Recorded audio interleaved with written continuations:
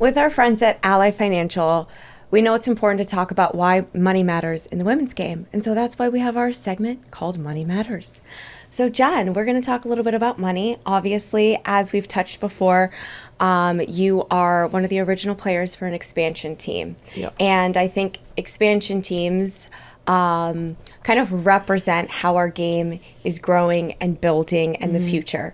And I wanted to hear sort of what your experience is like with the growth of the women's game, what your experience like at BFC. Do you think that women's soccer in the United States, in the world, is going in the right direction because of increased investment? I mean, 100%. I think women's football is only on one trajectory, right?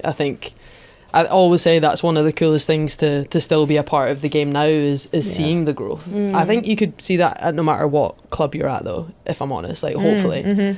But no, definitely, I mean, you'll know, walking in the door at Arsenal, that kind of brand new facility. But my whole thing is when you're going to different clubs, it's like, okay, the investment's amazing. And what most teams are building now in terms of facilities is great.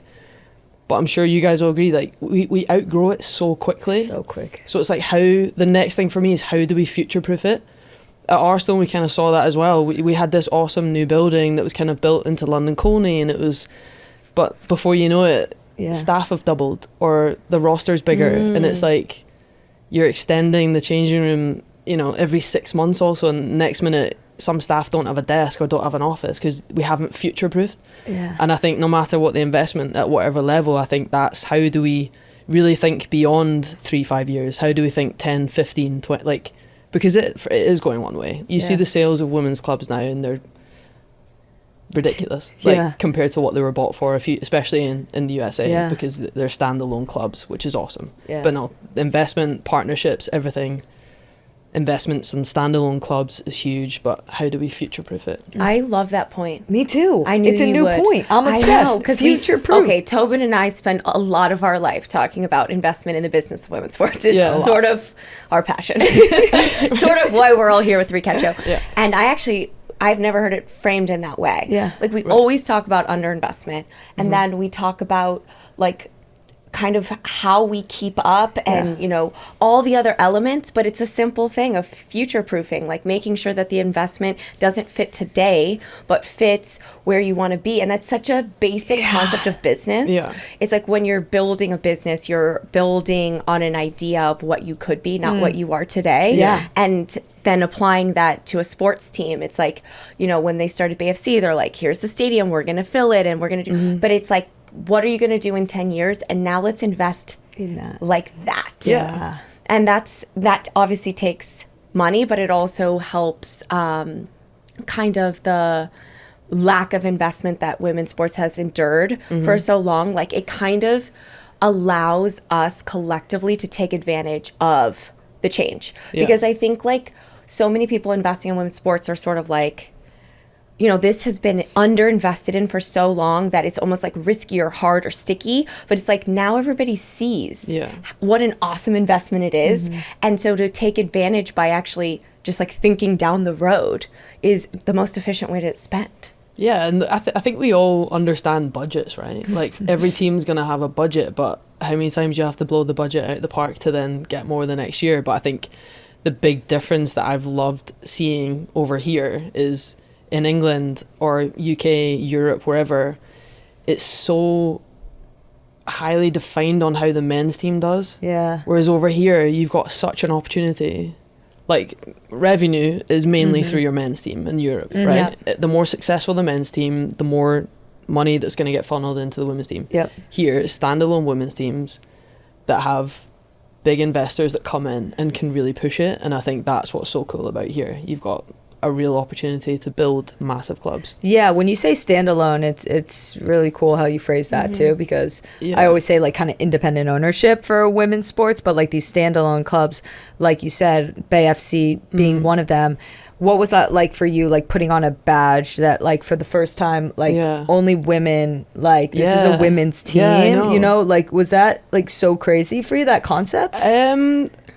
A little, like a little bit, of course. But then I think now that I know the Bay Area and the way that sort of the US works and teams, with ownership changing and stuff, the way that the Bay Area has come behind us as a team has been unbelievable. Yeah. Like, to have such like huge colleges like Stanford, Santa Clara, and the whole area has just been craving. Well, look at you. This is so great. You're just like, you're so with it. Yeah, well, like, it's just such like, has so much history for like women's football in the area, and it's like, it's so cool to be a part of the first team that has one, and that's kind of the way that the whole community has really backed us as a team has been awesome. And so it's clear, if you can't see it, it's just awesome. Like, the way that, I was just surprised that there wasn't a team for so long, but it's really, really cool to be a part of it now. Actually, the first time I played, I wasn't even playing, but the first time I was in the stadium, I actually could feel culturally the uniqueness of your fanship. Me too. And it reminded me of Stanford. Really? Yeah, it did. There's just something about the Bay Area. I'm obviously an Angelina. I'm very, very loyal to my city.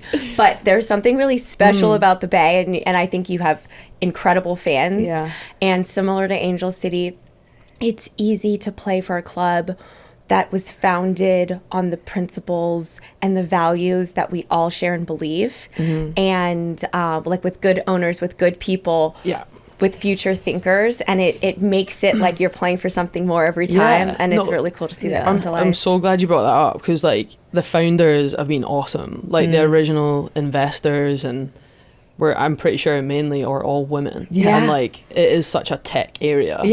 So to be backed by like super successful women in the area that care so much about US women's national team players, you know, the amount of they've supported you guys as a team, and now to have a club in their area that they've been so successful at building their brands, their businesses, and now they get to be a part of something super special. Like, you know, as a player, you're such a small speck in amongst that, but like, what a privilege to be a part of it. Like, it's just amazing. And especially since you have such an international team, so it's amazing to see the fans like look up everybody's stories and be invested in like the roots of the players, because I think for so long in the United States, it was such a U.S. women's national team dominated market. So it's like people are just going to see their one U.S. women's national team player that they know. And then, you know, like, it just because they were marketed more and they had more access to those players, and the evolution of the league, and what I'm seeing at Angel City and at the Bay is that people are invested in like what's in front of them, what's happening, what's unfolding. And I think it's really interesting to have a model where there's so many internationals to found what you're doing. And with that though, like, I think the NWSL really celebrates that though. Like, whether it's Kudananji from Zambia or Ashwala from Nigeria, like, the flags are all around the stadium, and to celebrate them coming back from the Olympics, and it's really a thing. Like, and I think that's really cool as well. Like, because those are their first players. It's not a men's player and this is our women's player. You know, these are our players. These are the biggest players we have. These are the players that we celebrate to the highest. Like, when you're talking about budget, this is our budget. It's not a budget from somewhere else. It's not someone else dictating our budget. This is our budget. These are the players that we've signed. These are the players we're going to celebrate. You know? What Tobin, a cool place to be. Do you have a final question before we wrap it up? Okay, so we started the show with Justin Bieber, and we're gonna end the show with Justin Bieber. So, JB you know, for you JB. did say you did JB for JB. So good. She already titled that episode. I actually just made that episode. Wow, off the cuff. Haven't thought about that once. Just kidding. If you had the kind of money that Justin Bieber has, and he likes to spend his money, what would be your extravagant spend? Oh my word. Wait, this is kind of easy actually. Oh. I would do, so I don't see my family often. And like, my brother lives in France, sister, everyone back in Scotland. I would do like one massive vacation where just everyone's all together in somewhere super extravagant, do something crazy. Oh, that's Everything, nice. all expenses I thought you were going to paid. say a private I plane, mean, so you could like go back and all of forth. it. All of it. Everybody would Get take them a their private own private plane. planes to this place. Yeah. What a thoughtful answer. I Jen. know. Jeez. What a generous answer. See, like, this is a difference. You give women money, and they're like, I'm just going to bring my whole family together for some love, you and know? deck them out with Louis Vuitton and everything. There you go. Yeah. They're Invest wearing in Louis women, Vuitton y'all. on the trip, head to toe. I feel like I have learned a lot from this conversation. It feels like you are embracing the chaos of the NWSL, and I'm glad that you're enjoying it. And it seems like you've like unlocked a way of connecting with your team and your community that's really beautiful. And it's just been a joy. Thank you for being on our show. This was awesome. Thank you, guys. Yay!